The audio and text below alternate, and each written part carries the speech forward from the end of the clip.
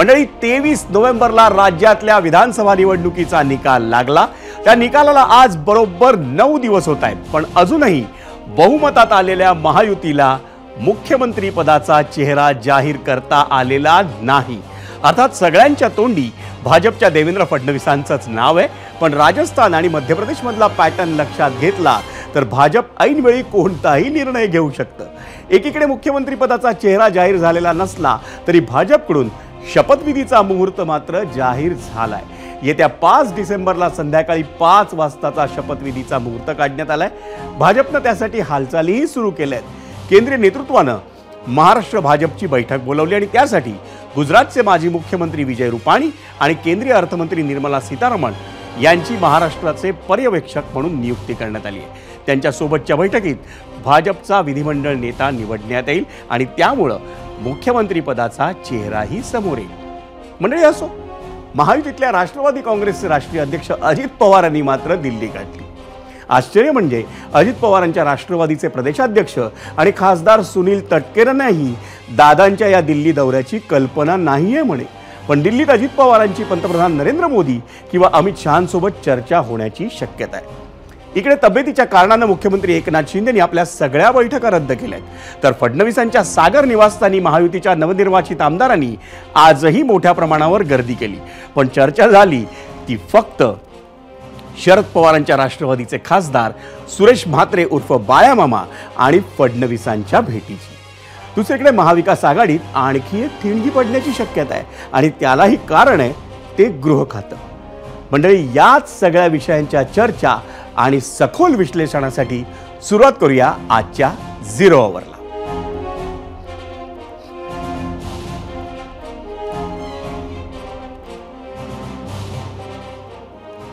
आणि आजची मोठी बातमी आहे एकनाथ शिंदे यांच्या भेटीसाठी त्यांच्या ठाण्यातल्या शुभदीप या निवासस्थानी दाखल झालेत भाजपचे नेते गिरीश महाजन।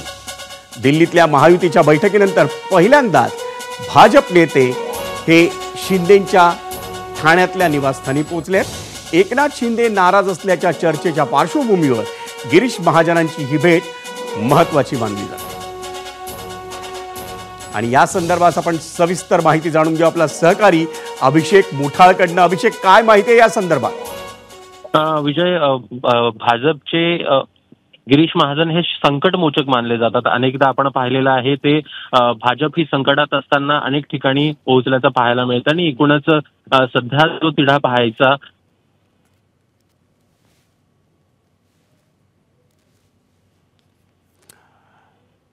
आपला सहकारी अभिषेक मुठाळशी आपला संपर्क काही तांत्रिक कारणामुळे तुटलाय, पण आत्ताची या घडीची मोठी बातमी ही आहे की एकनाथ शिंदे यांची तब्येत बिघडल्यानं त्यांनी पुन्हा एकदा आपल्या बैठका रद्द केल्या। गेल्या 4-5 दिवसात हे दुसऱ्यांदा घडतंय। एकदा दरे गावात असताना त्यांची तब्येत बिघडली आणि आता पुन्हा ते ठाण्यात दाखल झालेत, तर ठाण्यात त्यांच्या शुभदीप निवासस्थानी आज त्यांची तब्येत बिघडल्यानं त्यांनी सगळ्या बैठका रद्द केल्यात। पण भाजप नेते गिरीश महाजन, ज्यांची ओळख ही फडणवीसांचे निकटवर्तीय आणि भाजपचे संकटमोचक अशी आहे, ते ठाण्यातल्या शुभदीप निवासस्थानी शिंदेंच्या दाखल झाले।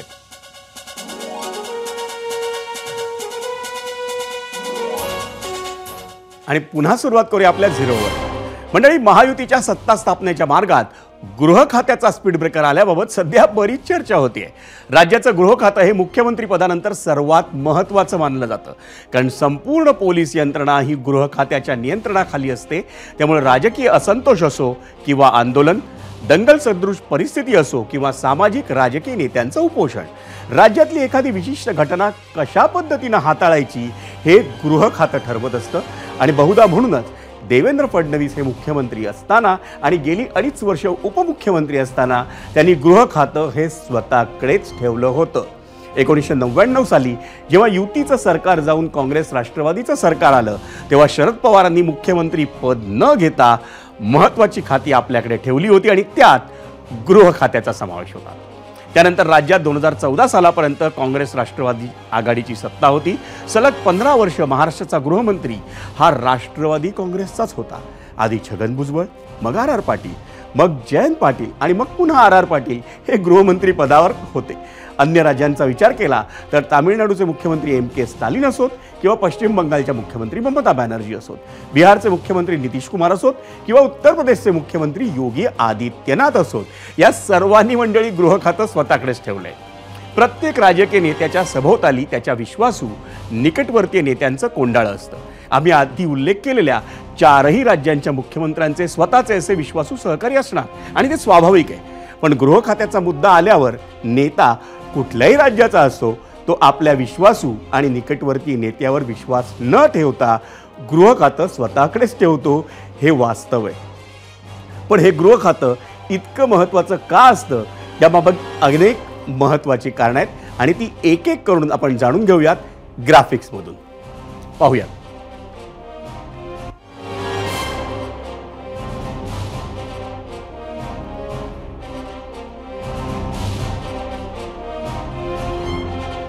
गृह खाते इतकं महत्त्वाचं का? राज्याची कायदा आणि सुव्यवस्था गृह खात्याची जबाबदारी आहे.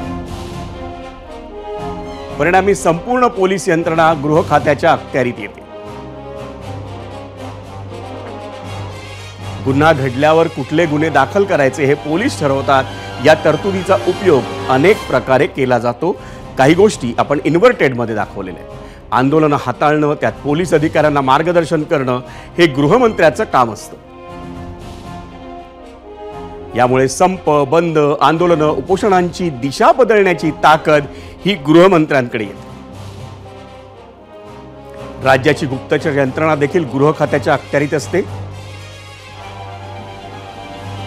युती आघाडीतील मित्रपक्ष, पक्षातील प्रतिस्पर्धी, विरोधक या सर्वांवर गुप्तचर खात्याच्या मार्फत बारीक लक्ष ठेवता येतं. सुरक्षेसाठी दिलेले पोलीस त्या नेत्याबद्दल सविस्तर माहिती वर पुरवतात अशी नेहमीच चर्चा असते. वर पुन्हा इन्व्हर्टेड कॉमा. एखाद्या नेत्याला भेटण्यास कोण येतं, नेता कुठे जातो, काय बोलतो, त्याच्या आजूबाजूचे लोक काय बोलतात, या सगळ्याचं ब्रीफिंग गृहमंत्र्यांना होत असतं असं बोललं जातं. त्यामुळे राजकीय निर्णय घेण्यात, रणनीती ठरवण्यात मोठी मदत होते. पोलिसांच्या बदल्या देखील गृह खात्याच्या अधिकार कक्षेत आहेत. त्यामुळे मर्जीतले पोलीस अधिकारी मोक्याच्या ठिकाणी नेमण्याची संधी असते.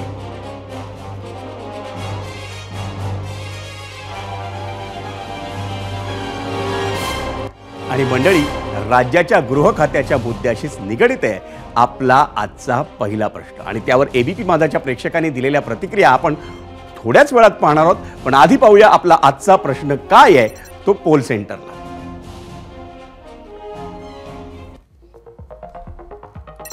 आपला आजचा प्रश्न आहे, महायुती सरकारमध्ये गृह खातं कुणामध्ये असेल? एक पर्याय आहे देवेंद्र फडणवीस आणि दुसरा पर्याय आहे एकनाथ शिंदे. या दोन पर्यायावरती आपल्याकडनं आम्ही उत्तर मागितलेलं आहे.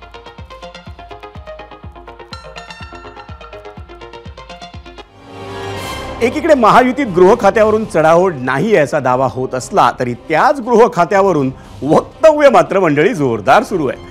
शिवसेनेचे प्रवक्ते संजय शिरसाट आणि माजी मंत्री दीपक केसरकरांनी नेमकी काय वक्तव्य केलेत आपण आधी पाहूया. गृहमंत्री हे जर मुख्यमंत्रीपद जर भाजपकडे गेलेलं आहे असं जर समजलं तर उपमुख्यमंत्र्याकडे गृहमंत्रीपद हे असतं हे संकेत आहेत. म्हणून गृहमंत्रीपद हे आमच्याकडे असणं हे तेवढं सोयीचं आणि भाजप, शिवसेना, राष्ट्रवादी ह्या महायुतीला सुद्धा चांगलं असेल हे या दृष्टिकोनातून ते आम्ही मागितलेलं आहे. याचा निर्णय ह्या तिन्ही नेत्यांनी आज घ्यायचा. शपथविधीत योग्य तो मान सन्मान राखला जाईल. आमची एकच अपेक्षा आहे की ज्या माणसांनी महाराष्ट्रासाठी एवढे कष्ट घेतले, महायुतीसाठी एवढे कष्ट घेतले, त्यांचा फक्त मान राखावा. ह्याच्या पलीकडे आम्ही काय मागितलं? काहीच मागितलेलं नाही. त्यांचा मान राखला गेला पाहिजे कारण त्यांनी मनापासून कष्ट केलं आहे. मनापासून त्यांनी मोदी साहेबांच्या आणि शहासाहेबांच्या नेतृत्वाखाली काम केलं आणि मनापासून बाळासाहेबांचे आणि त्यांनी दिघे साहेबांचे विचार जपले. त्या विचाराच्या पलीकडे जाऊन त्यांनी काहीच नाही केलं आणि त्याच्यामुळे हा एक हिंदुत्ववादी, प्रखर हिंदुत्ववादी नेता आहे आणि शिवसेनेचा खऱ्या अर्थाने वारसदार आहे. म्हणजे गृह खातं हे कुणाकडे असावं याबद्दल कुठलाही अलिखित नियम नाही. ते त्या युती किंवा आघाडीवर अवलंबून असतं असं एक सूचक वक्तव्य माजी विधानसभा अध्यक्ष राहुल नार्वेकर यांनी केले. विलासराव देशमुख साहेब हे मुख्यमंत्री होते, मला वाटतं त्यांच्याकडे UD होतं आणि होम मिनिस्ट्री ह्यांच्याकडे होती, आपले RR पाटील साहेबांकडे होती. आणि त्यामुळे असं काय नियम नाही आहे की एखादी मिनिस्ट्री कोणाकडे असावी, परंतु देवेंद्रजी फडणवीस यांचा अनुभव आणि ह्यांचं ॲडमिनिस्ट्रेटिव्ह स्किल्स हे या विषयात अत्यंत चांगले आहेत. आणि त्यामुळे जो निर्णय युती घेईल, जो निर्णय युतीतले नेते घेतील तो स्वीकारला जाईल. असा कुठचा रिटर्न नियम नाही आहे की एखादं कुठचं खातं कुठच्या मंत्र्याकडे असावं. राज्यातली सत्ता स्थापना आता अगदी तोंडावर म्हणजे 3 दिवसांवर आली असली तरी महायुतीमध्ये मंत्री बनणं इतकं सोपं नसणार आहे. आणि याचं कारण म्हणजे भाजपसोबत शिंदेंची शिवसेना आणि अजित पवारांच्या राष्ट्रवादी काँग्रेसमधल्या इच्छुकांना अमित शहांच्या कसोटीमधून जावं लागणार आहे. म्हणजेच एकनाथ शिंदे आणि अजित पवार यांना आपापल्या संभाव्य मंत्र्यांची यादी ही अमित शहांसमोर ठेवावी लागणार आहे आणि मग अमित शहा त्यावर अंतिम निर्णय घेणार आहेत असं कळत आहे. अमित शहांच्या नवी दिल्लीतल्या निवासस्थानी 28 नोव्हेंबर रोजी महायुतीची मोठी बैठक पार पडली होती आणि त्या बैठकीत अमित शहांनी हे निकष जाहीर केल्याचं समजतंय. आणि ABP माझानं ती एक्सक्लुझिव्ह बातमी आज सकाळी ब्रेक केली. मंडळी, अमित शहा हे कामाच्या बाबतीत अतिशय कठोर आणि कर्मठ आहेत असं अनेक जण सांगतात. कामाचा विषय आला की मेहर नजर, झुकतं माप किंवा दयामाया असला प्रकार शहांकडे नसतो. त्यांचा स्वभावही रोखठोक आहे. त्यामुळे यंदाच्या सरकारमध्ये मंत्री बनू इच्छिणाऱ्या अनेकांसाठी शहांच्या कसोटीला उतरणं हे आव्हानात्मक ठरणार यात शंका नाही. शहांनी राज्यात मंत्रिपदासाठी नेमके कोणते असे निकष घालून दिलेत आपण ते पाहूयात ग्राफिक्समधून. मंत्रिपदासाठी शहांचे निकष. लोकसभा निवडणुकीच्या वेळी कामगिरी कशी होती? विधानसभा निवडणुकीत देखील मेहनत घेतली का? इच्छुक जर माजी मंत्री असेल तर गेल्या सरकारमधली त्याची कामगिरी कशी होती? मंत्रालयात किती वेळ कामकाजासाठी देत होते? केंद्राच्या आणि राज्याच्या निधीचा विनियोग कशा प्रकारे केला? घटक पक्षातील आमदारांशी माजी मंत्र्यांची वागणूक ही कशी होती? संबंधित माजी मंत्र्यामुळे महायुती अडचणीत येईल अशी परिस्थिती निर्माण झाली होती का? संबंधित माजी मंत्र्यानं वादग्रस्त विधानं केली होती का?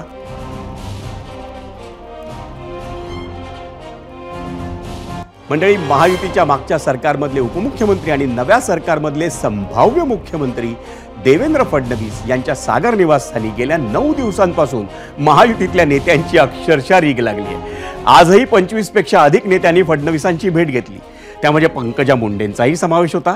पंकजा मुंडेंशिवाय चंद्रशेखर बावनकुळे, चंद्रकांतदादा पाटील, गिरीश महाजन, राहुल नार्वेकर, मंगलप्रभात लोढा, धनंजय मुंडे, राहुल कुल, माधुरी मिसाळ, अतुल सावे, नारायण कुचे, प्रतापराव चिखलीकर, चित्रा वाघ, संजय कुटे, राणा जगजितसिंह पाटील, मेघना बोर्डीकर, अनिल बोंडे, सुरेश म्हात्रे आणि मुरजी पटेल यांचा फडणवीसांना भेटणाऱ्या अन्य नेत्यांमध्ये समावेश आहे.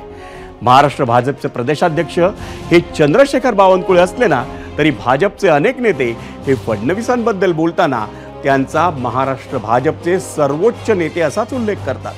गेल्या 2.5 वर्षात मुख्यमंत्रीपदी एकनाथ शिंदे असले तरी देवेंद्र फडणवीस हेच महायुतीतलं सर्वात मोठं शक्ती केंद्र होतं हे मंडळी जगजाहीर आहे. आणि आता तर ते मुख्यमंत्री होणार हे जवळपास निश्चित आहे. त्यामुळे एकतर मंत्रिपदासाठी किंवा संभाव्य मुख्यमंत्र्यांच्या सदिच्छा भेटीसाठी म्हणून महायुतीचे नेते हे फडणवीसांची भेट घेत आहेत असं म्हटलं जात आहे.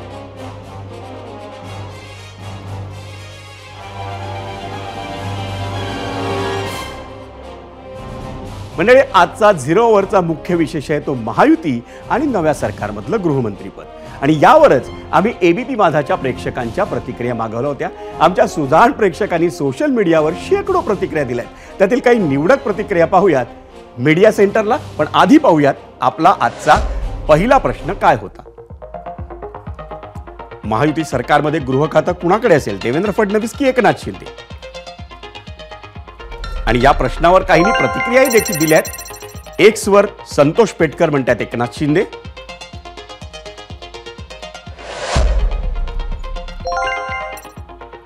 एक्सवरच शंतनू गौतम म्हणतायत कुणाकडे पण असू द्या पण हे राज्य सुरक्षित राहिलं पाहिजे. महायुतीत गृहमंत्री पदासाठी अनुभवी देवाभाऊच सर्वात सक्षम आहेत असं म्हणतायत गोपाळ. युट्यूबवर रुपेश पोळ म्हणतायत भाजप गृह खातं कोणत्याही घटक पक्षाला देणार नाही.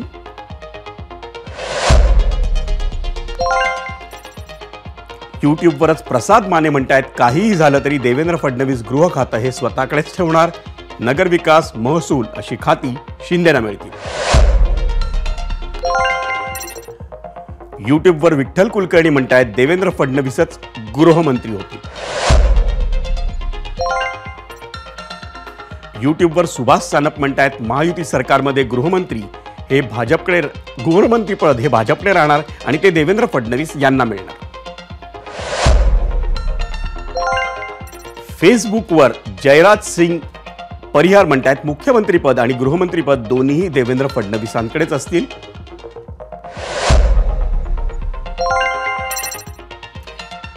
प्रशांत खराडे फेसबुकला म्हणतायत एकनाथ भाई शिंदे. फेसबुकवर देविदास देवकर म्हणतायत लाडक्या बहिणींचा लाडका भाऊ एकनाथ शिंदे साहेबच होणार महाराष्ट्राचे नवीन गृहमंत्री.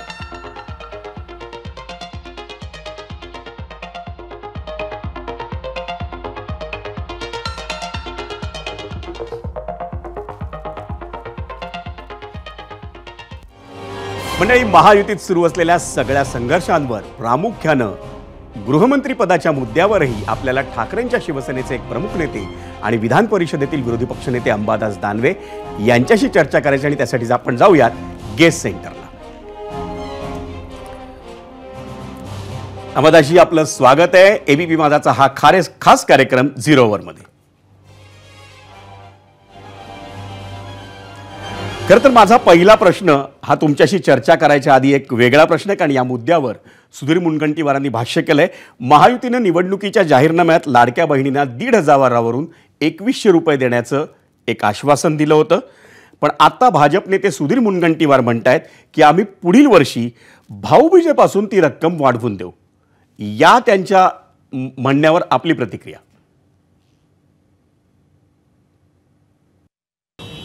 हे आमचं तर म्हणणं आहे 3,000 रुपये लाडक्या बहिणीचे आता केले पाहिजे. आता तुमची एवढी मेजॉरिटी आलेली आहे. आधी तरी कमी आमदार होते, आता तुमचे थम्पिंग आमदार आलेले आहे आणि म्हणून 3,000 रुपये लाडक्या बहिणीला दिले पाहिजे. सरकार खुर्चीवर बसता त्यांनी पहिला निर्णय जेवढ्या लाडक्या बहिणींनी नोंदणी मागच्या काळात केलेली आहे या सगळ्या बहिणींना 3,000 रुपये या सरकारने सुरू केले पाहिजे, अशा प्रकारची आमची मागणी आहे. पुढची भाऊबीज वगैरे या सगळ्या झूट गोष्टी होईल, ही सगळी फसवणूक होईल. मग हे सत्य होईल. काही लोक म्हणत होते की निवडणुकीसाठी केलेला हा जुमला होता का, असा प्रश्न होईल. ही काही लाच होती का बहिणींना? त्यामुळे जी घोषणा झालेली आहे ठीक आहे, तुमच्या ह्याच्यात 2100ची आहे. आमचं म्हणणं आहे की 3,000 रुपये या लाडक्या बहिणींना सरकार आल्यापासून त्या दिवशीपासून त्याच्यात वाढ केली पाहिजे. अंबादासजी, आपण आता हळूहळू मुद्द्याकडे येऊ. सगळ्यात पहिला प्रश्न, या राज्यातल्या विधानसभा निवडणुकीत बहुमत, अगदी स्पष्ट बहुमत हे महायुतीला मिळालं. त्यामुळे अख्ख्या राज्याचं लक्ष हे महायुतीकडे. पण महाविकास आघाडीत नेमकं काय सुरू आहे? ऑल इज वेल आहे?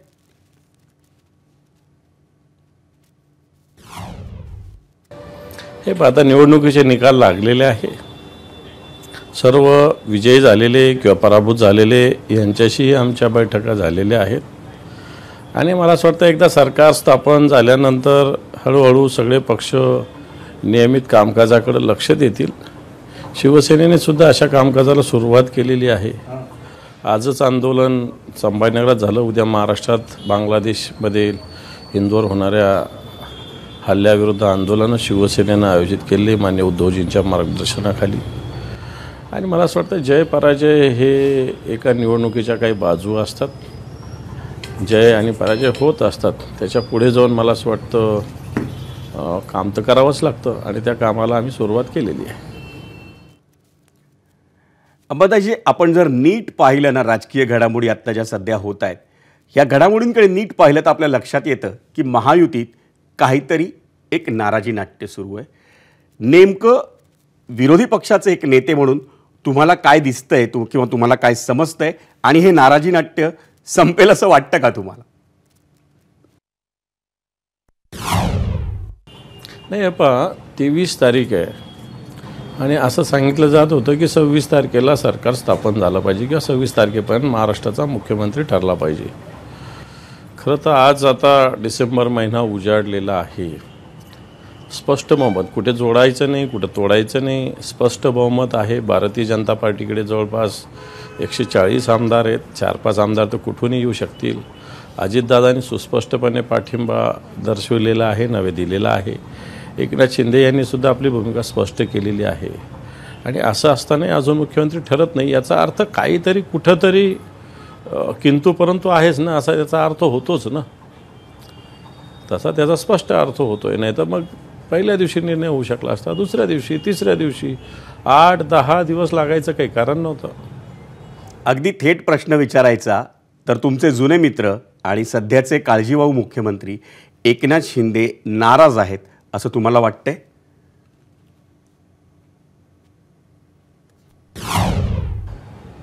असतीलच ना, का नसतील? कारण ज्यांना भारतीय जनता पार्टीनं 40-50 आमदार असताना मुख्यमंत्री केलेलं आणि आता 57-58 आमदार आल्यावर भारतीय जनता पार्टी त्यांना फुकट विचारत नाही आहे. त्यामुळं कोणत्याही व्यक्तीच्या मनात नाराजी असेलच ना, आणि असलीच पाहिजे. त्याच्यात काय खुश थोडी असतील ते? कारण त्यांचं म्हणणं आहे की माझा चेहरा होता म्हणून मुख्यमंत्री पदाचा, म्हणून यश मिळालेलं आहे. भारतीय जनता पार्टी हे कधी मान्यच करणार नाही आणि करत पण नाही. ही भारतीय जनता पार्टीची सवय आहे.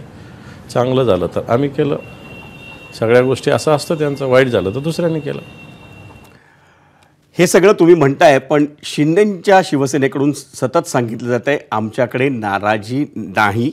सध्याच्या घडामोडींमधून काहीतरी वेगळं दिसतंय. शिंदे काहीतरी वेगळा निर्णय घेऊ शकतात?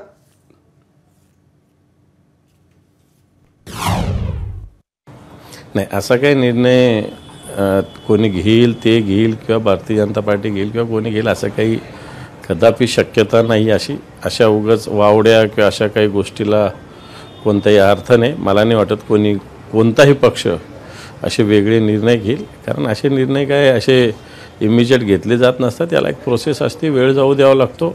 पण अशी काही स्थिती नाहीच आहे की त्यांनी वेगळा निर्णय घ्यावा.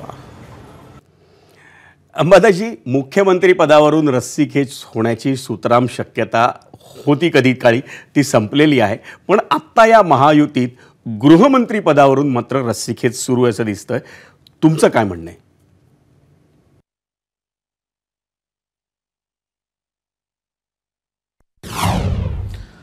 मला असं मुळीच वाटत नाही की एखाद्या खात्याविषयी रस्सीखेच वगैरे होत असेल.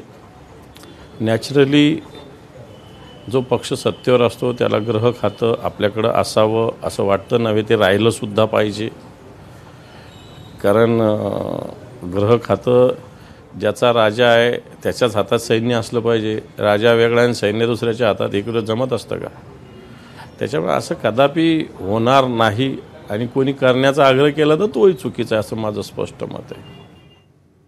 अंबादाजी, मी आत्ता लगेच तुमचे आभार मानणार नाहीये, पण आत्ता आपण या पहिल्या सेगमेंटमध्ये चर्चा केली ती महायुतीतल्या काही घडामोडींबद्दल, गृहमंत्रीपद असेल, मुख्यमंत्र्यांच्या नाराजीबद्दल असेल. आपल्याला अजून चर्चा करायची आहे, पण ती महाविकास आघाडीबद्दल. त्यासाठी तुम्ही आपल्यासोबतच राहा.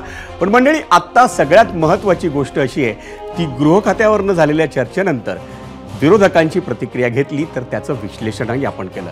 आणि यावरच 0 आवरच्या पोलमध्ये प्रेक्षकांनी काय कौल दिलाय तोही आपण पाहूयात. आणि त्यासाठी जाऊयात पोल सेंटर.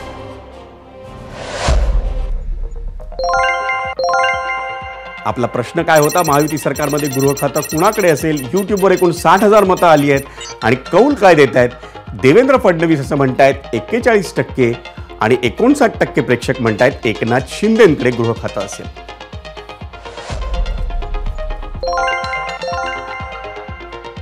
एक्सवर आलेला कौल आपण पाहतोय. 69% म्हणतायत प्रेक्षक की देवेंद्र फडणवीसांकडे गृह खातं असेल आणि 31% म्हणतायत एकनाथ शिंदे. इंस्टाग्रामवर तोच कौल आपण पाहतोय. 40% म्हणतायत देवेंद्र फडणवीस आणि 60% म्हणतायत एकनाथ शिंदे. आणि फेसबुकवरचा कौल आपण पाहतोय. 29% म्हणतायत देवेंद्र फडणवीस आणि 71% म्हणतायत एकनाथ शिंदे. मंडळी, राज्यात गृहमंत्रीपद कुणाला मिळणार यावरून रंगलेल्या चर्चा हा सगळा राजकारणाचा भाग झाला. राजकारण हे चिरंतन असतं असं म्हणतात आणि शपथविधीनंतरही राजकारण सुरूच राहणार आहे. मुख्य मुद्दा आहे तो जनतेचा. गृहमंत्रीपद असो किंवा आणखीही कुठलं पद असो, ही सगळी पदं ही जनतेसाठी असतात. तुम्ही आम्ही निवडून दिलेल्या आमदारांपैकीच कुणीतरी एक मंत्री होतो किंवा होते. महाराष्ट्राच्या भावी गृहमंत्र्यांपुढे अनेक गंभीर प्रश्न आवासून उभे आहेत आणि त्यातील सर्वात महत्त्वाचा प्रश्न आहे तो कायद्याची भीती सध्या कमी झाल्याचा. क्षुल्लक कारणावरून होणारे खून, हाणामाऱ्या, राडे, महिलांवरील अत्याचार, पुणे नाशिकमध्ये वाहनांची तोडफोड करण्याच्या घटना, राजरोसपणे सिग्नल तोडणं, चुकीच्या दिशेनं गाडी चालवणं, वाहतूक पोलिसांनी अडवल्यावर त्यांना शिवीगाळ करणं किंवा त्यांच्यावरच हल्ले करणं, या गुन्ह्यांची संख्या इतकी वाढली आहे ना की अनेकांना ते गंभीर गुन्हेच वाटेनासे झाले. आता आजचीच बातमी बघा ना, लोणावळ्यात शाळकरी मुलांमध्ये सतत राडे होत आहेत.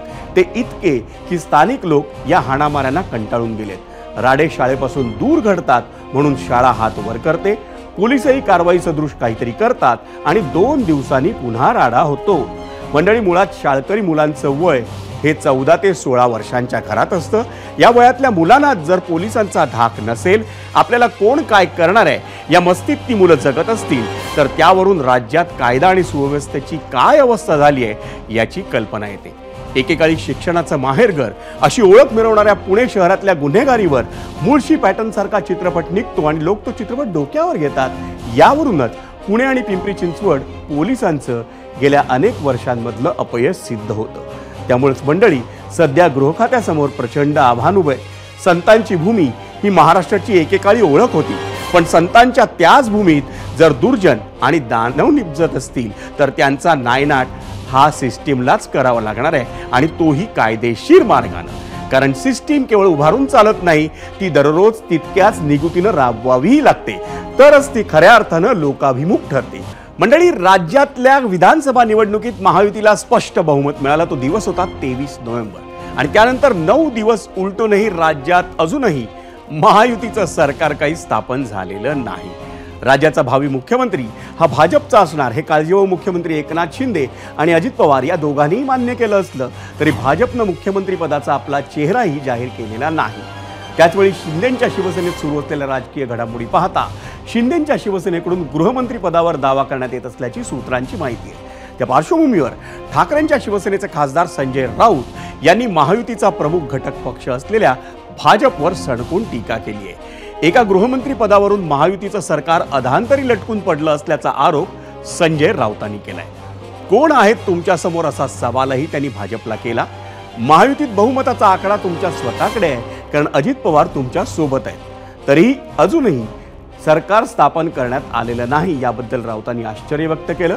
सरकार स्थापनेसाठी राजभवनात अजूनही दावा करण्यात आलेला नाही किंवा राजभवनाकडून सरकार स्थापनेसाठी अजूनही कोणाला निमंत्रण का मिळालेलं नाही, त्याचा अर्थ राज्यात सरकार स्थापन न होण्यामागे काही वेगळी कारणं आहेत का, असे प्रश्नही संजय राऊतांनी उपस्थित केले.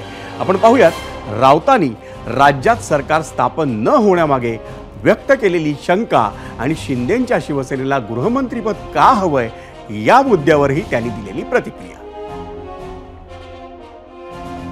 फक्त एक गृहमंत्रीपद हा वादाचा विषय सरकार स्थापनेमधला असू शकत नाही.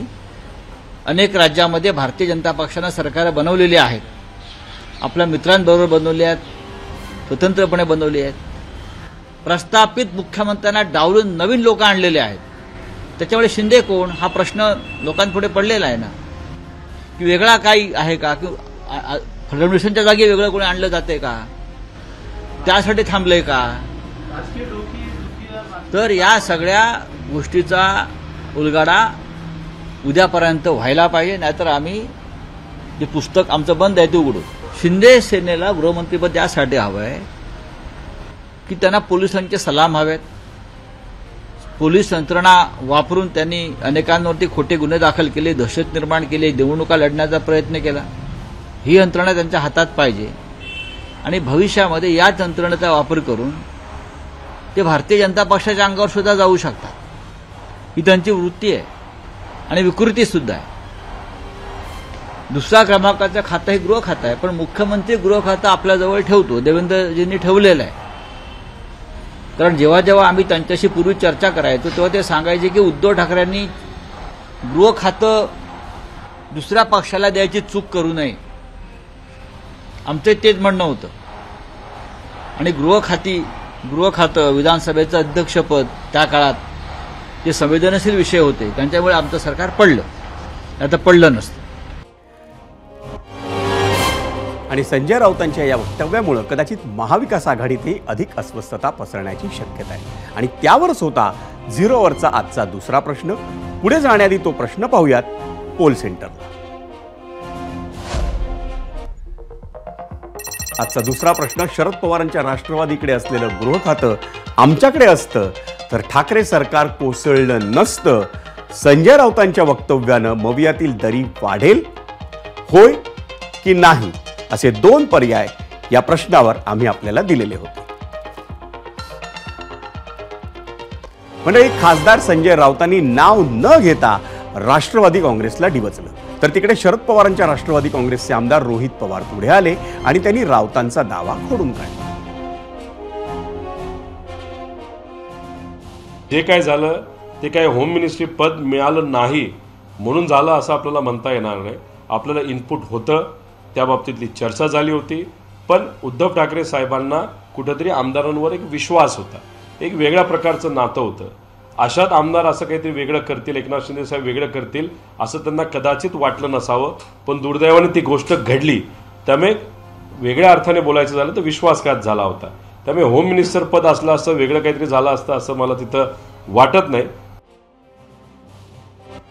संजय राऊत नेमकं बोलतात आणि महायुतीच्या निशाण्यावर येतात. संजय राऊतांनी आजही महायुतीवर मुख्यमंत्रीपदावरून आरोप केले. इतकंच नाही तर मुख्यमंत्री एकनाथ शिंदेंवरही त्यांनी टीका केली. त्यावर शिवसेनेच्या दादा भुसे आणि दीपक केसरकरांनी त्यांना काय सुनावलं आपण तेही ऐकूया.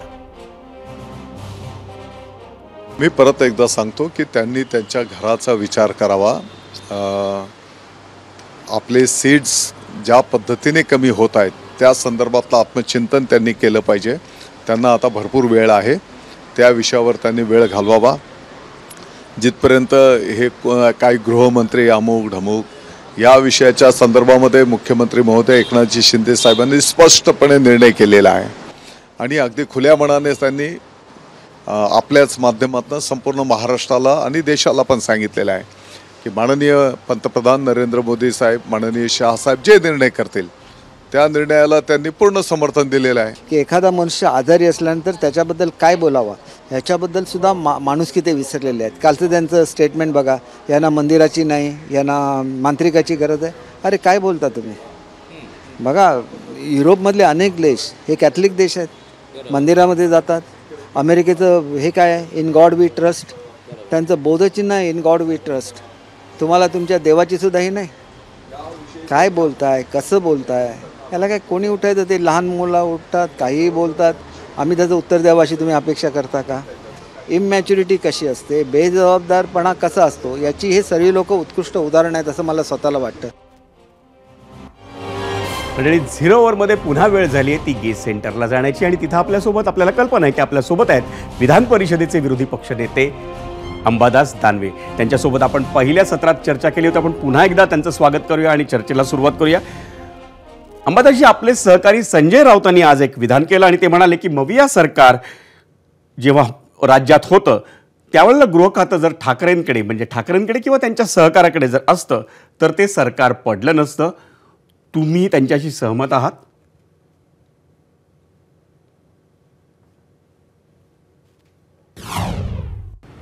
हो, त्यावेळेस एक मला वाटतं उद्धवजी ठाकरे साहेब हे फार मोठ्या मनाचे.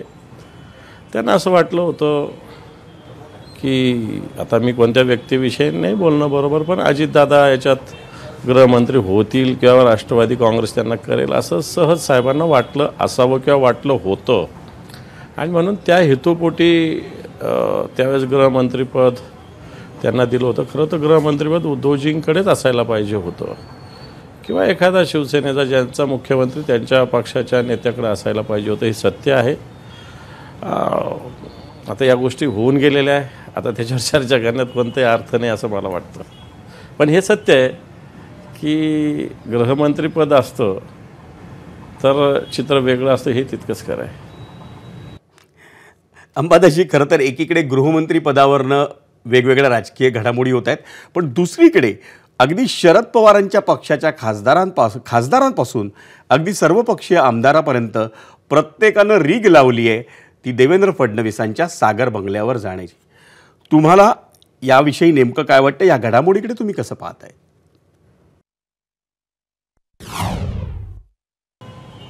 मला नाही माहिती, कारण आम्ही त्या तिकडच्या वाऱ्यालाही जात नाही. त्यामुळे आम्हाला त्या बंगला कुठं आहे, तिथं कोण आहे, कोण जातं आम्हाला काही माहिती नाही. आम्ही त्याच्यात इंटरेस्ट पण घेत नाही आणि आम्ही त्याच्यात लक्ष देत नाही. कोणी जात असेल नाही तर जात नसेल, मला असं वाटत नाही आम्हाला त्याच्याशी काही घेणं देणं नाही. कारण जो मॅन्डेट आलेला आहे तो मान्य करायचा. उगाच चापलुसी इकडं इकडं करण्यात काही अर्थ नाही आहे. आपल्या आपल्या बाण्याने राहिलं पाहिजे असं माझं स्पष्ट मत आहे. अंबादासजी, एक जुना वाद पुन्हा आपण चर्चा करूया त्याच्यावर. 3च दिवसांपूर्वी गेल्या आठवड्यात तुम्ही एक वक्तव्य केलं होतं आणि ते वक्तव्य होतं ठाकरेंच्या शिवसेनेच्या स्वबळाविषयी. ते वक्तव्य जेव्हा तुम्ही केलं तेव्हा काँग्रेसकडून तुम्हाला प्रत्युत्तरही आली. तुम्ही त्यावेळेला नेमकं काय म्हणायचं आणि तुम्ही त्यावर ठाम आहात का?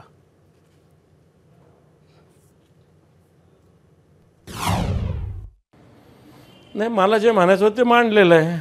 प्रत्युत्तर काय आलं काँग्रेसचं मला माहिती. मी काँग्रेसविषयी बोललेलोच नाही. मी शिवसेना 288 मतदारसंघात मजबूत झाली पाहिजे हा मुद्दा सगळ्यांनी मांडला, त्याविषयी मी बोललो. कारण आम्हाला 96 जागा लढायला भेटल्या होत्या. आम्हाला कदाचित जास्त जागा लढायला भेटल्या असतात, आम्ही जास्त जागा जिंकल्या असत्या. आणि म्हणून ज्यावेळेस जागा का कमी लढायला भेटलं की आमची सगळ्यात 288 मतदारसंघात लढण्याची 100% ताकद नव्हती असं आम्ही मान्य केलं पाहिजे. आणि म्हणून या सगळ्या 288 मतदारसंघात येणाऱ्या काळामध्ये शिवसेनेची ताकद वाढली पाहिजे, ही शिवसेनेची भूमिका आहे. मला असं वाटतं त्या भूमिकेवर आम्ही ठाम आहोत. अंबादासजी, अगदी शेवटचा प्रश्न आहे. महायुतीत सध्या मुख्यमंत्रीपदाचा वाद जरी आता संपलेला असला तरी गृहमंत्री असेल किंवा इतर खाती असतील याच्यावरनं त्यांच्यामध्ये जरी महायुतीत संघर्ष सुरू असला तरी एक चित्र मात्र स्पष्ट आहे. निकालाच्या आधी आणि निकालाच्या नंतरही महायुतीतल्या 3 प्रमुख नेत्यांनी सातत्यानं एकमेकांसोबत राहून आपली एकजूट कायम असल्याचं दाखवण्याचा प्रयत्न केला, पण ते चित्र महाविकास आघाडीत मात्र दिसलं नाही. अगदी निकालानंतरही तुमची ना संयुक्त पत्रकार परिषद झाली किंवा एकत्र येऊन तुम्ही एक फोटो दिलात की या काळात पुढच्या काळातही आपण एकत्र राहायचंय. काय नेमकं असं का होतंय?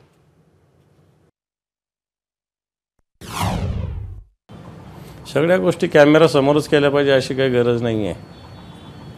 सगळ्या गोष्टी कॅमेरासमोर आणि पत्रकारांना सांगूनच केल्या जाव्या असं थोडी असतं. तुम्हाला काय माहिती आमचं झालं असेल नाही झालं, आम्ही एकत्र बसलं असू नाही तर नसू. निश्चित या सगळ्या विषयावर चर्चा झालेली आहे. मीडियाला माहिती नसेल म्हणून आम्ही काही मंथन केलं नाही, आम्ही काही भेटलो नाही असं थोडी त्याचा अर्थ आहे. अंबादासजी, या 0 ओव्हरमध्ये आपण सविस्तर चर्चा करण्यासाठी वेगवेगळ्या विषयांवरती राजकीय विश्लेषण करण्यासाठी आपण वेळ दिलात त्याबद्दल आपले आभार. धन्यवाद. संजय राऊत यांनी मवियातील गृहमंत्री पदाबद्दल बोलून नवा वाद ओढून घेतल्याची शक्यता आणि मात्र त्याचे परिणाम काय होतील याबद्दल आम्ही प्रेक्षकांना विचारलं होतं. पाहूयात एबीपी माझाच्या प्रेक्षकांनी सोशल मीडियावर त्यावर काय प्रतिक्रिया दिल्यात आणि त्यासाठी आपण जातोय मीडिया सेंटरला. आजचा प्रश्न होता, शरद पवारांच्या राष्ट्रवादीकडे असलेलं गृहखातं आमच्याकडे असतं तर ठाकरे सरकार कोसळलं नसतं. संजय राऊतांच्या वक्तव्यानं मवियातील दरी वाढेल, होय आणि नाही असे 2 पर्याय होते. आणि यावर प्रेक्षकांनी प्रतिक्रिया काय दिल्यात त्याही आपण पाहूया. एक्सवर अभिषेक पाटील म्हणतायत, गृहमंत्रीपद नसण्यापेक्षा राऊत नसते तर मविया सरकार बनलं नसतं आणि पडलंही नसतं. एक्सवरच मंगेश म्हणतायत, दरी ते एकत्र आहेत तरी का, निकाल लागल्यापासून सोबत कधी दिसले का. एक्सवरच गोपाळ दंडगव्हाळे म्हणतायत, फुटलेल्या 40 आमदारात ठाकरे गटाचा गृहमंत्री पण असता तर मग या संजय राऊतांनी ठाकरे सरकार कसं बरं वाचवलं असतं. युट्यूबवर मयुरेश साळवे म्हणतायत, अरे आधी पक्ष सांभाळा मग गृह खात्याच्या गोष्टी करा, पक्ष फोडायला मोरक्यात तानाजी सावंत होते, त्यात राष्ट्रवादीचा कुठलाही आमदार नव्हता.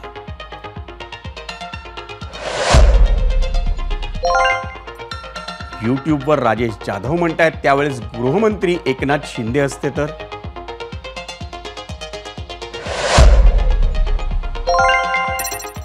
यूट्यूबवर व्यंकट घुले म्हणतायत राऊतांचं बरोबर आहे.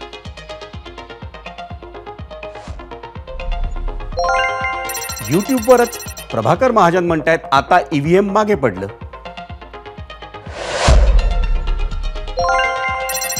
इंस्टाग्रामवर गौतम माने म्हणतायत जर तरची भाषा सोडा आणि राज ठाकरेंना शिवसेना प्रमुख बनवा.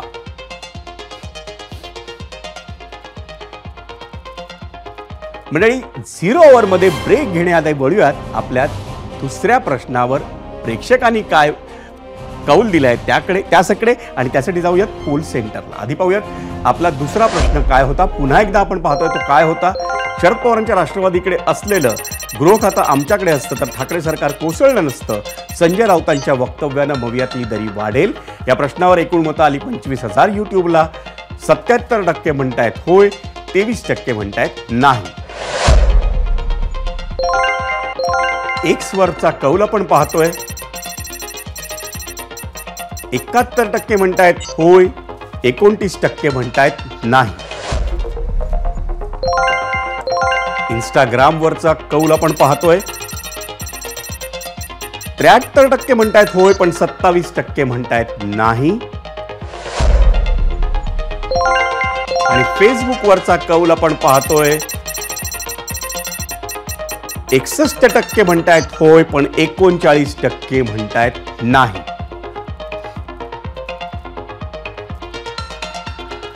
मंडळी, राजकारण आहे ना खूप विचित्र असतं. बघा, विधानसभा निवडणुकीचा निकाल लागला आणि ठाकरेंच्या शिवसेनेला काँग्रेस आणि शरद पवारांच्या राष्ट्रवादीत अनेक दोष दिसायला लागले. आमचा गृहमंत्री असता तर ठाकरेंचं सरकार पडलं नसतं, हे संजय राऊतांचं वक्तव्य म्हणजे सरळ सरळ दिलीप वळसे पाटलांवर टीका आहे. कारण जून 2022 मध्ये एकनाथ शिंदेनी बंड केलं तेव्हा वळसे पाटील हे गृहमंत्री होते. वळसे पाटील यांनी गुप्तचर यंत्रणेचा योग्य वापर करून एकनाथ शिंदेंवर लक्ष ठेवलं असतं तर शिंदे सुरतेला जाऊच शकले नसते, असाच त्याचा अर्थ होतो. अर्थात जी माहिती गृहमंत्र्याला पुरवली जाते ती मुख्यमंत्र्यांनाही दिली जाते, हे बहुधा संजय राऊत सोयीस्करपणे विसरले असावे. मंडळी, महाराष्ट्राच्या राजकारणाचं सध्या काय झालंय असा प्रश्न जर तुम्हाला पडला असेल ना, तर त्या प्रश्नाचं एकदम परफेक्ट असं उत्तर दिलंय केंद्रीय मंत्री आणि महाराष्ट्राच्या राजकारणातील सर्वमान्य नेते नितीन गडकरी यांनी. आपण पाहूयात गडकरी काय म्हणतायत. मैंने ऐसे ही बोलते बोलते अचानक बोल दिया था कि राजनीति अतृप्त आत्माओं का महासागर, तो लोग हंसने लगे. तो मैंने बोला यहाँ हर आदमी दुखी है, क्योंकि जो कारपोरेटर बनता है वो इसलिए दुखी है कि उसको एमएलए का चांस नहीं मिला. एमएलए इसलिए दुखी है कि उसको मंत्री मंडल में समावेश नहीं हुआ, और जो मंत्री बना वो इसलिए दुखी है कि उसको अच्छा डिपार्टमेंट नहीं मिला, और बाद में वो इसलिए दुखी है कि वो मुख्यमंत्री नहीं बना, और मुख्यमंत्री इसलिए टेंशन में है कि हाईकमांड कब रखेगी और कब निकालेगी इसका भरोसा नहीं. मंडळी, ऐकलत ना नितीन गडकरी काय म्हणाले ते. नितीन गडकरी यांच्याविषयी पक्षाच्या पलीकडे जाऊन महाराष्ट्राच्या राजकारणात सर्वांनाच आदर आहे. त्यामुळे गडकरींनी केलेलं राजकीय नेत्यांचं वर्णन हे सगळ्याच पक्षांना मान्य करावं लागणार आहे, कारण त्यांना ते अगदी चपखल बसतं. एबीपी माझा, उघडा डोळे बघा नीट.